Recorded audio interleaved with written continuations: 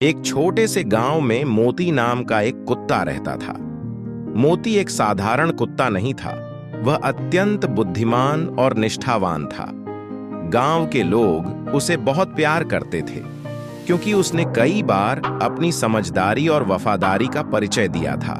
मोती का मालिक रामू था, जो एक किसान था। रामू और मोती का रिश्ता बहुत गहरा था। रामू को मोती पर पूरा भरोसा था और मोती भी अपने मालिक से बहुत प्यार करता था। हर सुबह रामू खेत में काम करने जाता था और मोती भी उसके साथ जाता था। मोती रामू के हर आदेश को तुरंत समझ जाता और उसी के अनुसार काम करता था।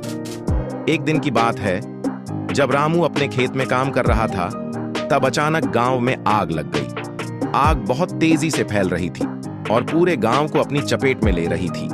लोग घबराकर इधर उधर भाग रहे थे। रामू भी आग की खबर सुनकर तुरंत गांव की ओर भागा। उसने देखा कि आग उसके घर के पास भी पहुंच चुकी है और उसकी पत्नी और बच्चे घर के अंदर फंसे हुए हैं। रामू के पैरों तले जमीन खिसक गई। वह जानता था कि आग इतनी भीषण है कि उसे अकेले काबू करना मुश्किल होगा। तभी मोती उसकी ओर दौड़ा और उसकी ओर देखता रहा।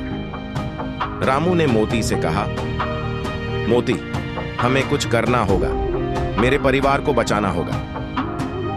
मोती ने बिना समय गंवाए अपने तेज कदमों से गांव के एक छोर से दूसरे छोर तक दौड़ लगाई।